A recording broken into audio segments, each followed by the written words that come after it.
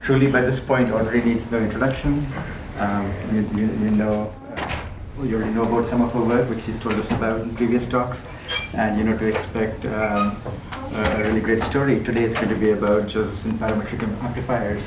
So, welcome, Audrey.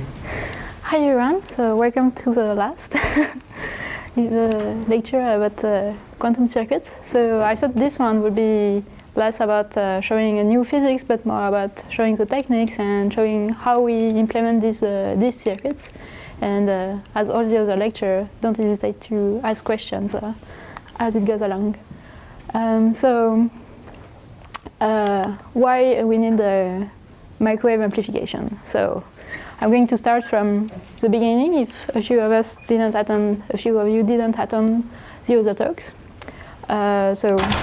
Microwave circuits are about detecting very precisely the microwave quantum state that can be hosted into LC resonance circuit. Sorry, it doesn't recognize the bit.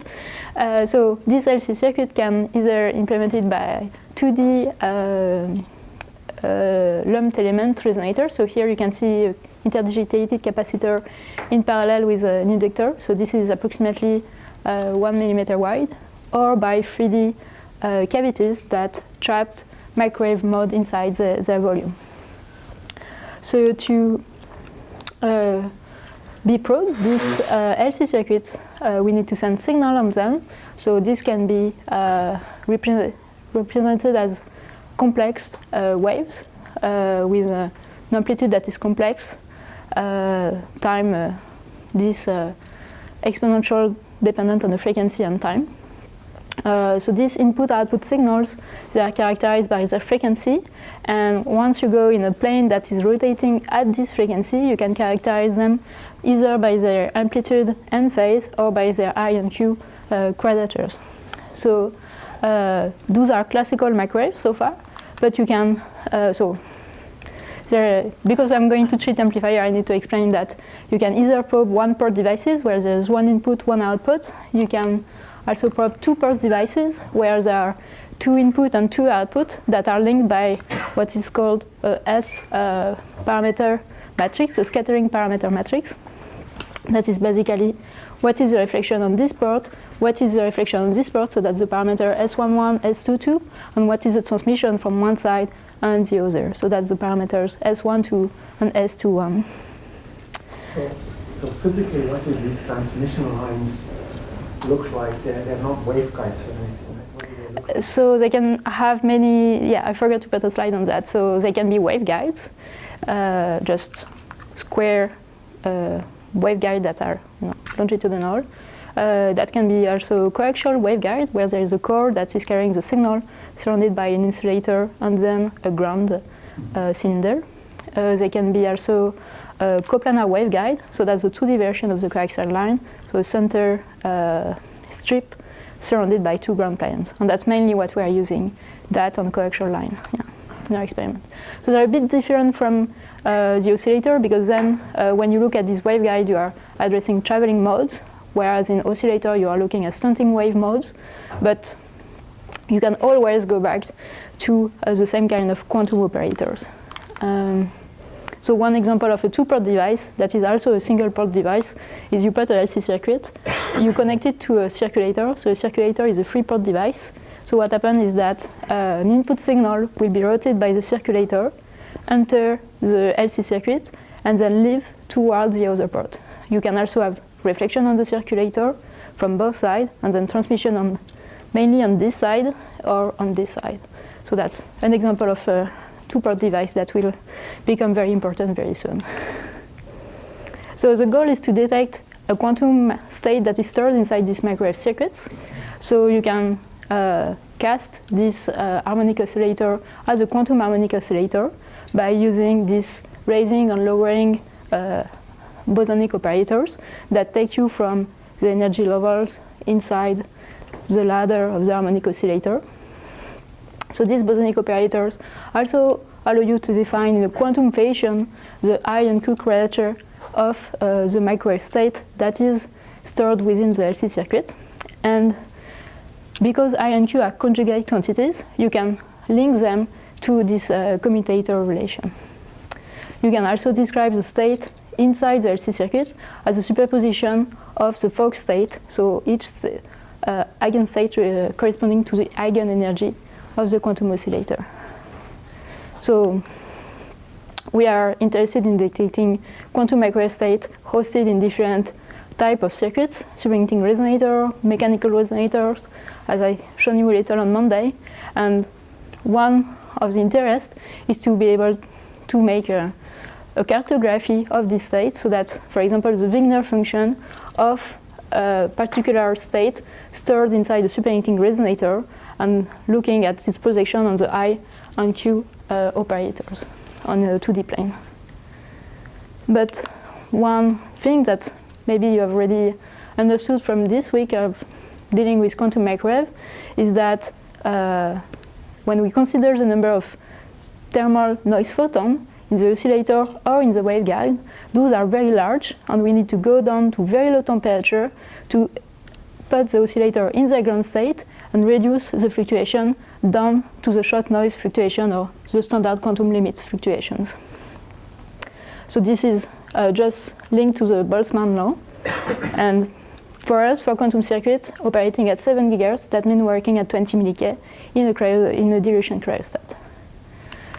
But the trouble is that you have got this very nice state whose noise fluctuation are in unit of noise photon 1/2, and you want to detect them with an instrument that is, of course, at room temperature, and at room temperature the noise fluctuation are more around 1000. So of course you are going to have a bit of a problem of precision if you try to wire your setup like that. So you need to come up with an amplifier to amplify the signal that is at 20 mK and make it so that its fluctuation will predominate on the instrument fluctuation. So you can think of a simple amplification mechanism. You can say, well, I have my two quadrature that I want to amplify, so I link the quadrature in the output port of the amplifier to the quadrature in the input port just by a square root of G. So G is a gain. Gain is something that you express as a function of power. So if you look at the quadrature, you need to look at the square root of the gain, because this is more of an amplitude kind of signal, to give you an idea. But if you do that, if you define the amplifier relation in this fashion, then you're going to run into some problem from the point of view of quantum mechanics, because you have that on the input port, the quadrature should fulfill the anti-commutation relation, and that's the same for the output microwave mode. But now if you consider this relation for the amplifier, plug it into this anti-commutator, you realize that you arrive to two different definitions for the anti-commutator.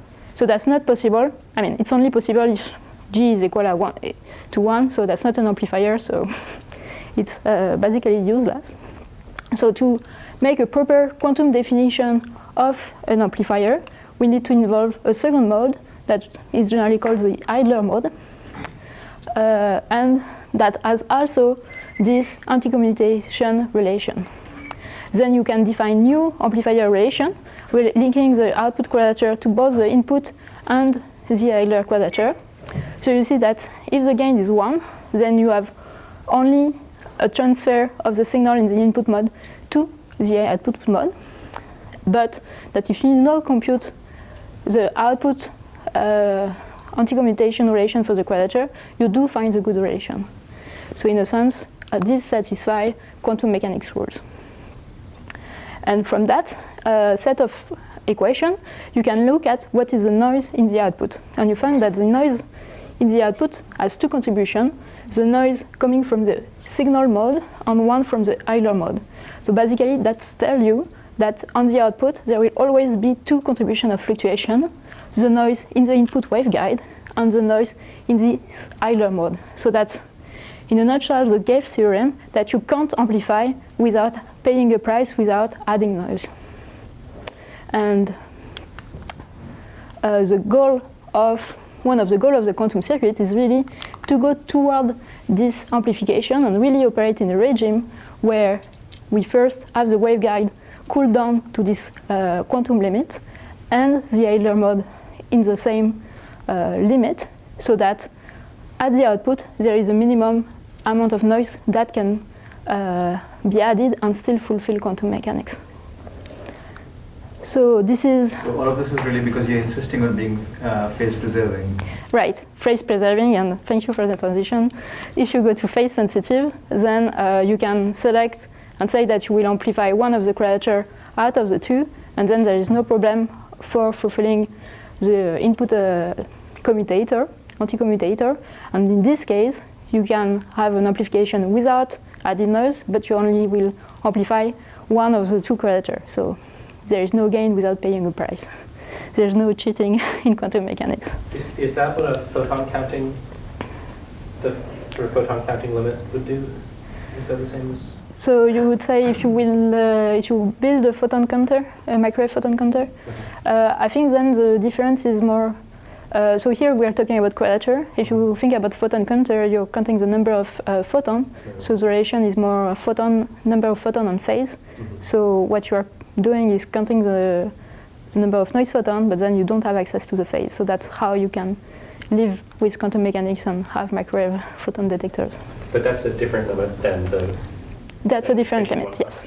Yeah. So GPA, this parametric amplifier, are now very routinely used in the lab, and it's just in the last 2 years that we have seen like microwave photon detector being created and having like efficiency around 70–80% and beginning to spread over the lab. So I'm not going to talk about them, but they do exist, yes. And so the goal for this talk is, well, I've shown you that quantum mechanics set this kind of rule for these circuits, but it doesn't tell you how we can build such a circuit. How can we build such an amplifier? So that's the goal for the next 30 minutes, we'll say, is to find an amplifier, find its gain, what is its bandwidth, what is its saturation power, what is its temperature, does it correspond to what we would like from quantum mechanics, and what is its quantum efficiency, meaning if we input a signal, with what kind of efficiency do we detect it? So the answer is parametric amplification, which is a three-wave process. So you have 3 waves involved. One that is a signal that you would like to detect, to amplify. One that is a pump, and you can extract energy from the pump to amplify the signal. And because you need to conserve energy, you need to involve an idler mode. And the goal of using these superheating circuits is to have all of these modes being at very low temperature, so that you are really in this regime of quantum fluctuations. So that's a bit of a black box. So what we are going to, so that's what I'm going to show you about this Josephson parametric amplifier. Has been developed in many groups since the first one was in 1989, routinely implemented since 2008. So there are many designs. I'm just talking about the one that we have developed at University of Chicago. So to understand this parametric amplification more in details, well, you can really think of the child on the swing. So instead of you pushing him, you make it work, you make him work, is pulling on the rope at every half period, so as to entertain the oscillations. So if you look at the driven harmonic oscillator, that's without him applying anything on any pull on the rope. That's the classical equation for an harmonic oscillator with some damping. You have some drive, so that's expressing that you have an incoming signal. And the solution is generally can be cast under this general shape. Now, if you introduce this fact that the child is pulling at every half period, you have a modulation of the frequency of the harmonic oscillator that pop up here with an amplitude of delta. So, and when you have very small modulation of the harmonic oscillator, you can see that the solution can now be derived as an amplitude that involves this factor delta. So that if you have this parametric driving of the oscillator frequency, then you can compensate the damping, and that is what is creating the gain if you take the ratio of these two equations. So that's like the mathematical way of thinking of it, or you can just think of the child on the swing, which is pulling at every half period. Yeah. So how do we implement this parametric drive in microwave circuit? We do that with Josephson junctions, so which are a tunneling superconducting element where you have an insulating barrier surrounded by two superconducting leads. Each superconducting lead has an ensemble, a condensate of Cooper pairs, which has a microscopic phase, which are linked because the insulating barrier is still thin enough so that we can derive current voltage relation for it that are shown here, so that the current is very sinusoidally with respect to this phase different across the barrier, and the voltage is the derivative of this phase. So you can, if you work through the math, derive this current equation. You can link it and show that when you add that very small current, you find that this Josephson junction is a non-linear inductor. So that's only work at very small I, a very small current, and that's the regime where we are in. So I don't know much about Josephson junction, but does the gap symmetry or something matter? The symmetry of the BCS pair or something, does it matter? You mean the height of the barrier? No, the symmetry of the superconductor, does it matter, or is it just a singlet state? Does the state of the superconductor matter, or is it? So you should be in the Cooper pair condensate. Does that answer your question? Yeah. And this is aluminum, you said, or? So those are with aluminum junction, but you could do the same thing with niobium aluminum oxide junctions. Yeah. These are conventional superconductors, so I think that may be the answer to your question. Right. Yeah. Right. So that was a single Josephson junction. Now, if you take a SQUID, so that's two Josephson junctions in parallel. So that's what you can see here or here. Sorry, the American picture is not very great. So because this makes a superconducting loop, you can trap some flux through this loop. So you can link the relation between the two Josephson junctions, the two phase derivative, and you can show that actually this is like a single Josephson junction, except that its critical current can be modulated. So that when you work through the mass and you try to find the inductance relation, the inductance of this SQUID can be modulated as a function of the flux threaded through the loop. So that basically implements what we want, an oscillator whose frequency we can modulate.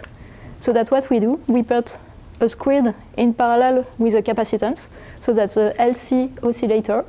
We can have a DC line nearby, so that will allow us to tune the flux through the SQUID, so that when we derive the frequency of this LC oscillator as a function of flux, we see that it has a parabolic dependence. And if we go at some point in flux where the slope is non-zero, then we can add an AC pump on at twice the oscillator frequency, and this will create the parametric phenomenon, the parametric amplification, so that any input signal will enter the LC circuit, be amplified, and then be routed via the circulator towards the output guide. So that's basically, in a nutshell, what is behind the Josephson parametric amplifier. So once again, this is only one of the particular design. People have come up with many different ways of having this effect pop up, and I'm just presenting this one. So I thought that I would work you through how we can implement them, like in the nanofabrication facility. So that's a picture of the finished device. So this is the input-output waveguide through which the AC signal that we want to amplify enter. The capacitance is implemented by a parallel plate capacitor, which is in series with the SQUID, that is actually just in this little black square. And on the other side, we have the DC line that allows us to both apply a DC bias voltage to tune the flux through the SQUID and apply the AC pump tone. So we do that in several fabrication steps. The first is to deposit an aluminum layer by EPV evaporation. Then this is a plain layer. that we come on etch via through a photoresist mask via chlorine etching. Once we have defined that, we come and deposit a full blanket layer of silicon dioxide. We take silicon dioxide because that's the material that is most compatible with aluminum in our facility, meaning that it doesn't stress too much the aluminum and create weird crack and other features. Then we come and etch only little holes in the silicon so as to define a contact area, so that when we deposit a top aluminum layer, we can recontact with the bottom aluminum layer for galvanic contact. And then the last step is to deposit the SQUID here via e-beam lithography through an angle deposition, where we come and deposit a first layer of aluminum, then oxidize the surface to create the oxide of the Josephson junction, and then we do a second aluminum deposition at the opposite angle. So that's how we do the Josephson junction. So that allows us to create the whole device, the parallel plate capacitor in parallel with the SQUID.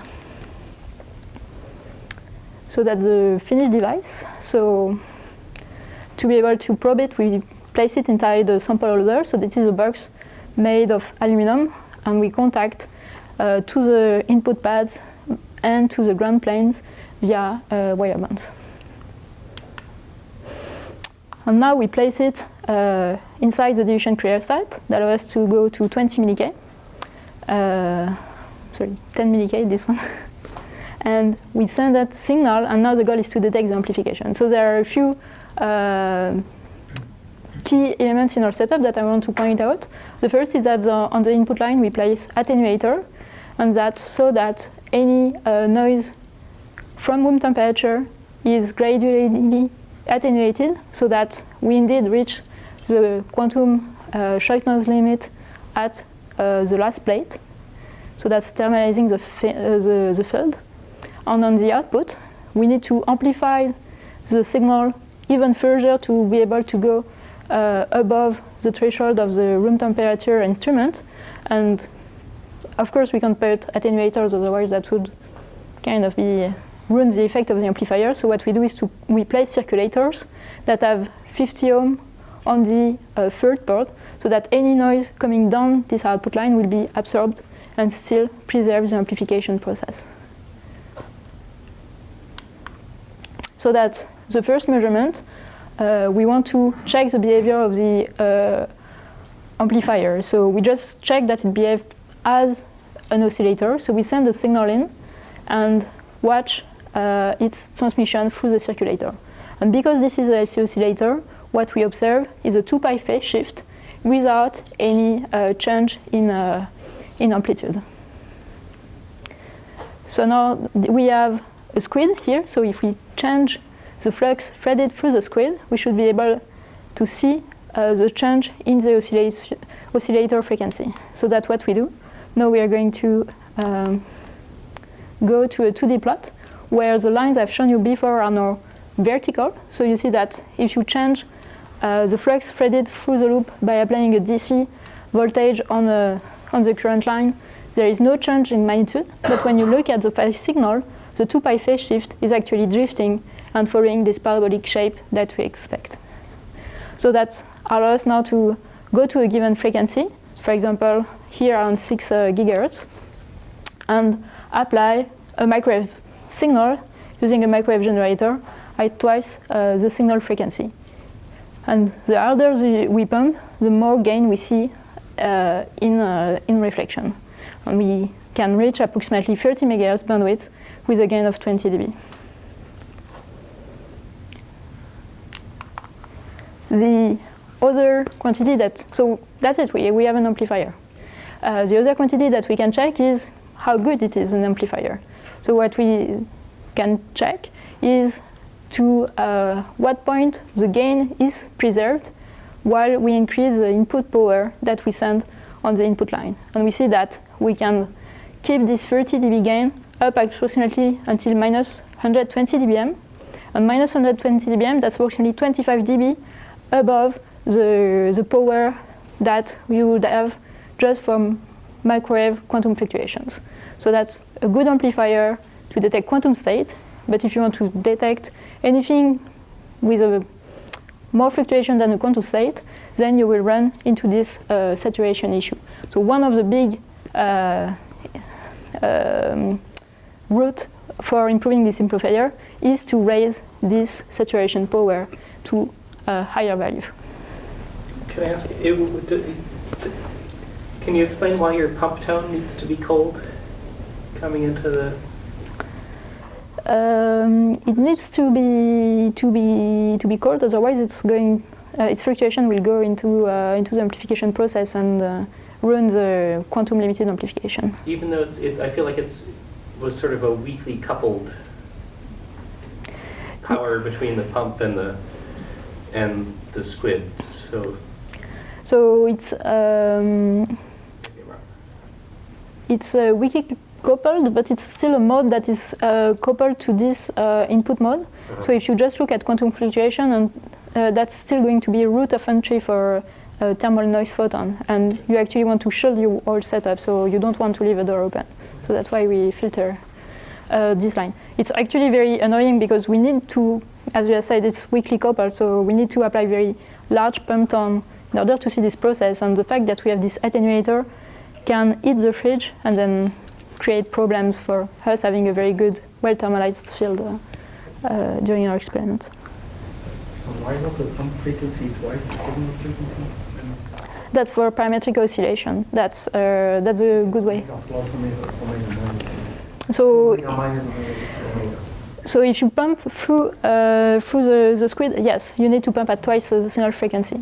What you could do is pump through the input line, and that, because the Josephson junction is a nonlinear element, you will still have amplification by direct four-wave mixing.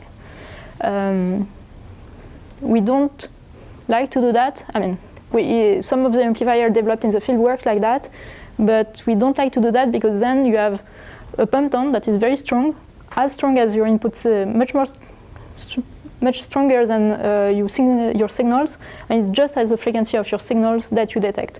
So basically you have something that is very powerful that can saturate the amplifiers in the chain and then ruin the amplification process and prevent you to detect the signal correctly. So, just a quick clarification question. I'm not quite sure what I'm supposed to see in this plot. Is it supposed to be that the gain plummets after that power? Or? Right, so I mean, how do you define saturation? That's a bit tricky, and one definition is called the 1 dB concentration point is at low saturation power, then the gain is flat, and at some point the gain decreases, and the saturation point is defined as the saturation at which the gain loses exactly 1 dB. So that's what is plotted here. It's a very small drop, but we could consider a 2 dB compression point or a 3 dB compression point, but that's just to compare devices together. And what sets that scale, the input power at which this happens? Is there a simple?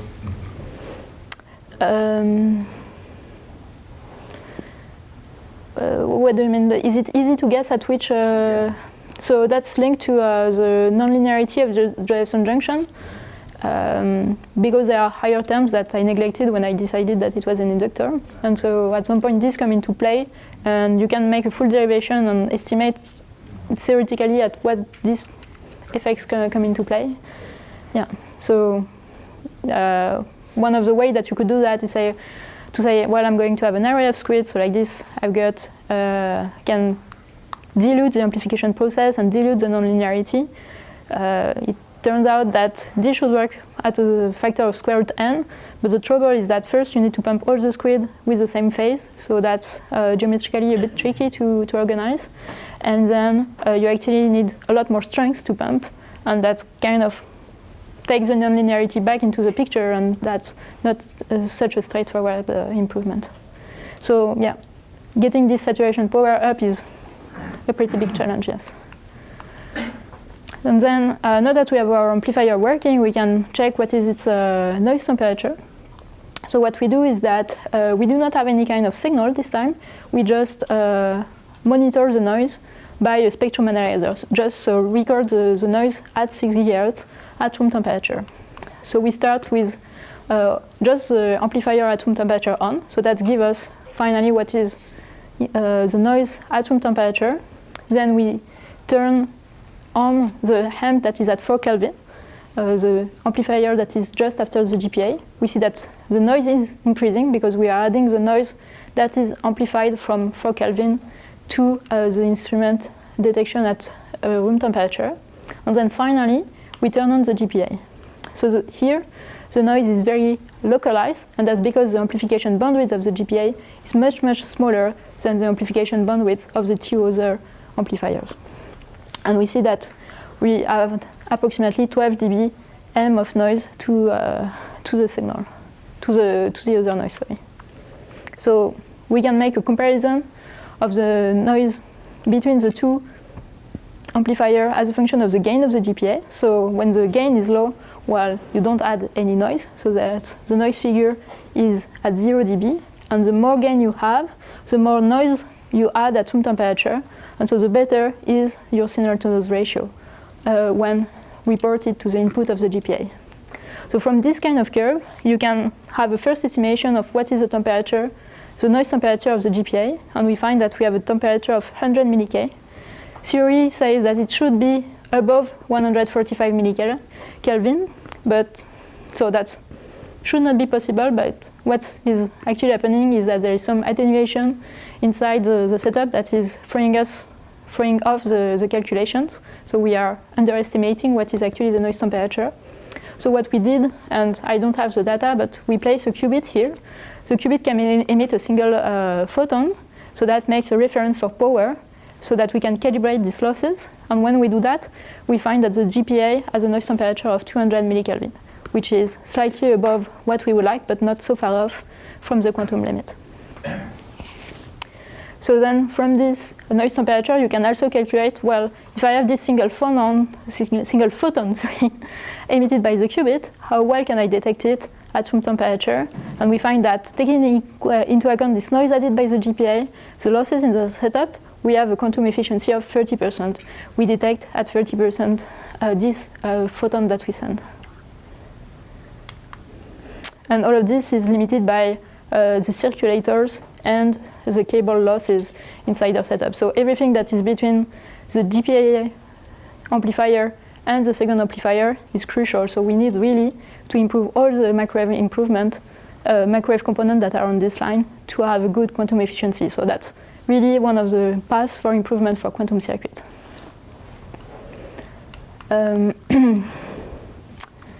Then I've shown you a 30 MHz bandwidth amplifier. If you want to detect, for example, several qubits that are generally separated by a few hundreds of megahertz, that's going to be problematic. And there is a straightforward way of improving this operation bandwidth. So if you look at the solution from the parametrically driven oscillator, you can see that the gain has a Roshan shape, and the Roshan shape is set by the damping parameter. The damping parameter is given by the quality factor of the LC circuit. There should be a second Josephson junction, I'm sorry, it fell off. And this quality factor of the LC circuit is given by its coupling to the measurement line, to the fact that we are coupling to the 50 ohm waveguide. So to decrease this damping and increase the bandwidth, what we can do is some impedance matching technique, where we introduce a lambda over 4 to reduce the effective impedance seen by the LC circuit to 20 ohm, and so that will reduce the effective damping of the LC circuit and hopefully give a more broadband amplification process. So this lambda over 4 is what you see here, impedance matcher. The second one is a lambda over 2 impedance matching, and that's to correct an imaginary component and have the gain be flat and not Lorentzian. So when we actually implement this LC circuit, we find that we have a gain that is flat over 400 megahertz. So that's a good broadband amplification. Unfortunately, when we do the noise measurement on this one, so far we have only maybe 300 millikelvin of noise temperature, so twice what we would like it to be. So we still need to work on that. What are those rows of features on your waveguides?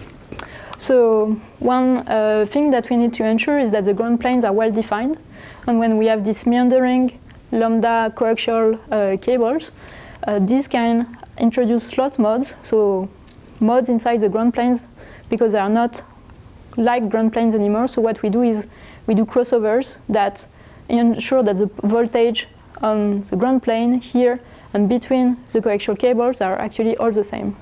So those are grounding elements. Yeah.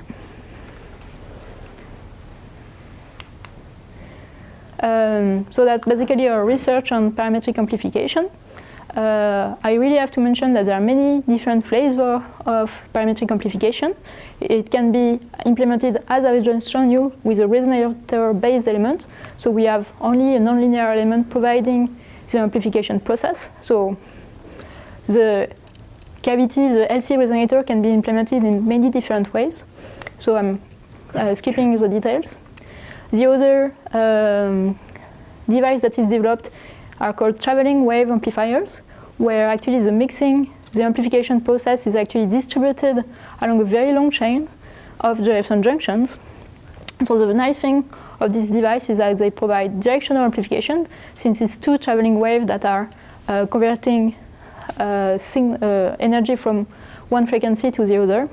The drawback is that they have less good noise performance. So generally what people do is, when they are not picky about having a very good quantum efficiency, they just want a TUPA, a traveling wave amplifier. But those are hard to fabricate, so hard to get. And when they are more picky about quantum efficiency or do not have access to this traveling wave amplifier, then they implement this resonator-based parametric amplifier, which are easier to implement. And those are now widely used throughout the field for simulating qubit readout, traveling state detection, readout of quantum dots, detection of mechanical motions. I mean, they are good for any kind of quantum state detection. And so, for example, that's a quantum dot readout. They can also be combined with squeeze vacuum for example, action search or electron spin resonance. And since I did not have time on Wednesday to talk about that in detail, I just want to finish the last 5 minutes about that, if you don't mind.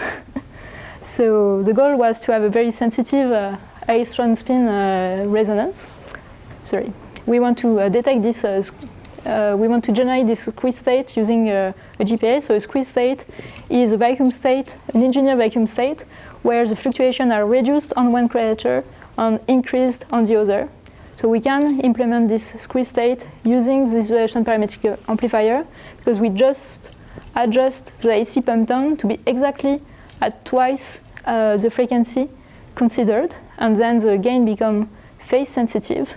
And then if we just have the vacuum state at the input of the GPA, then we will generate this squeezed vacuum state. And now the goal is to use this reduced fluctuation on one creature to improve the sensitivity of a measurement. So that's what we do for electron spin resonance. So we have the spins that we can excite to trigger the emission of a spin signal. So far, I've shown you that we can detect them with the waveguide being in a quantum state, so with vacuum state fluctuation, and then be amplified to be detected at room temperature with a GPA. And now the goal is to replace this vacuum state by an engineered vacuum state that is just going to be pushed along by the spin echo, so that we can detect both the echo and with it reduce vacuum fluctuation, and so increase the sensitivity of the measurement. So that's what we do. So we first record the improvement just using squeezing without trying to detect an echo signal. So that's the noise that we record at room temperature on the quadrature of interest. We do that with the amp, and then the GPA provide an increase of noise at room temperature. And then we turn on the squeezer. So now we have this vacuum state that is impinging on the GPA, and we can rotate the phase on which the amplification are reduced, the vacuum fluctuation are reduced, and we see that at some point in phase, we actually go below the noise set by the GPA. So that means that we have reduced the vacuum fluctuation for this particular quadrature. And so that's what we see in the histogram. We see reduction by 25% of the noise. So now we can try to see the same thing with an echo signal. We first want to check that we do not change the amplitude of the echo. So we perform many experiments. For this particular experiment, we do not see the echo in single shot, but when we repeat the experiment several times, we see exactly the same echo, whether or not the squeezing is on during its emission. And when we look at the noise property of these traces and record the histogram, we see that the noise histogram is reduced for the squeezing being on by a factor of 25%. So the squeezing has helped us improve the sensitivity of the experiment by 25%. So 25%, it's really nothing. It's not worth going through the work of putting a second GPA in the experiment. And it's limited actually by losses in the chain. So if we were to solve the losses, then we would have a much larger improvement. So very similar experiment dedicated for action showed an improvement by 5 dB. So there is still a possibility to obtain more improvement. And so that's the end. So thank you very much for your attention, and thank you very much for attending to all the lecture and for hosting me this week.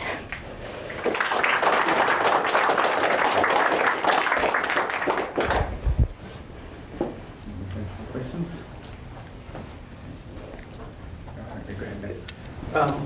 So when you're talking about the quantum mechanics, all of the noise fluctuations you're talking about are coming in from they're coming into one of the ports connected with the photon population. In those pictures, it seems like the device itself could be at a higher temperature, and the noise isn't being coupled into lossy terms in the device. It's all coming from the outside. Can you correct? It seems crazy, but can you correct me on that? Is the physical temperature of the device coming to it at all?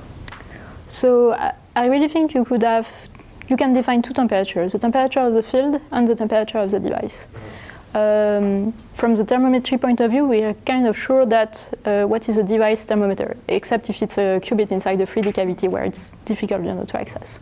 So then we are pretty sure that the physical temperature, like the phonon temperature of the substrate, is what the cryostat temperature is. Then we can use a qubit to really measure precisely this thermal population, and then we see that the temperature are more around 50 to 70 millikelvin for the electromagnetic field. So that's an increase, and we think that generally it's because the setup are not well shielded enough.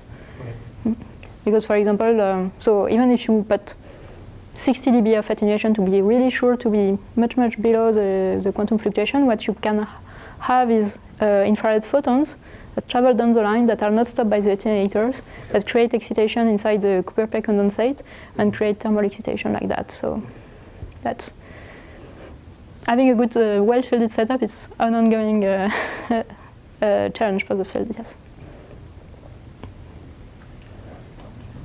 I know you said that your device has a 30% efficiency. Then I saw the one paper you put up there said it had a high efficiency quantum. Oh yes, I should have. How efficient is high efficiency, I guess? So 100% is the dream. All right. To be clear. So here they are quite clever actually. I should have discussed it more. One of the reasons why you don't have 100% is because you have losses. And one of the biggest source of losses are those circulators. Those are not, they are passive elements, and they have insertion losses that we generally are 0.5 dB. 0.5 dB is maybe 5% attenuation on your signal, but it's still enough to not be at 100%. And so what they did, they put their qubit that they want to detect inside the parametric amplifier. So remove the need for a circulator, and then that remove this factor of loss to the price of other compromises, of course, and then they can get up their quantum efficiency to 80%, yes. How much time does it take to cool down to 20 millikelvin? It depends on your fridge, but generally one day, 24 hours. And then how much time you have to do to run the experiment before? As long as the fridge doesn't break, so it can go 1 year, 2 years. It doesn't matter. it's a cycle. The gas. Yes, yeah. So it's a pump cycle, so unclosed-off cycle. So there's no limit on duration except if water shut off, electricity shut off, a pump shut down. Yeah. Essentially. Yeah, so it seems the operation temperature of your superconducting qubit is not limited by the Tc of the superconductor, rather than by the microwave. So kBt should be smaller than the h bar omega. Mm-hmm. So like 1 gigahertz is about like 10 millikelvin. So is there any research effort on using terahertz waves? So yes, there is. I mean, going to a higher temperature would help. Higher frequency would help than you working at higher temperature or the same temperature, then have better process. But if you do that, then you're limited by the fact that the Josephson junction it's at a resonant frequency, which is given just by the fact that there is a small insulating barrier between two superheating leads that make a capacitor. So that has a resonant frequency of around 40 gigahertz. So we need to work below that, so below 12 gigahertz approximately. So until we find a new Josephson junction that works at terahertz frequency, then that's going to be difficult.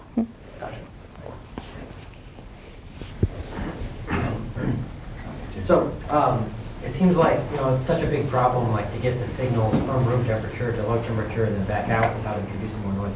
And if you look at these pictures of the quantum computing devices they're building, as they have more qubits, just the number of ions coming in and out becoming like absurdly large. And so I'm wondering if you could comment on the prospect for, either building arbitrarily large dilution refrigerators, or is there any prospect for putting more of the processing at low temperature? So the two efforts are ongoing. So if you want a bigger fridge, then you just put more dilution unit. So the power at 4K is given by a pulse tube. So you can, what the fridge companies are doing is that they are putting more pulse tube at 4 Kelvin, and then they have two dilution circuits, and that's provide more cooling power. So far we haven't been limited by the fridge's cooling power, which is maybe a bad point. And then, of course, people have thought that this is making too many cables. For example, in my phonon experiment I showed on Monday, I had, I think, 4 AC lines going in and 4 DC lines on one output line. So that's make a lot of lines just to control what was in the end 2 devices. And so what people are trying to do is first combine this line to the strict minimum. And then for the AC signals, they're also developing microwave generator that would work either at 4K or millikelvin temperature. And then they will be controlled by DC signal, where you can be much more aggressive and scale a lot more than with AC signals. Yeah. Mm-hmm. But that's very difficult, because below millikelvin temperature, all of the semiconductor physics become quite different. So that's really a great research effort to be taken. This might be a good point to transition to private discussions. So I just want to say thank you very much. This has been a magnificent series of lectures, and a really great week. Thank you.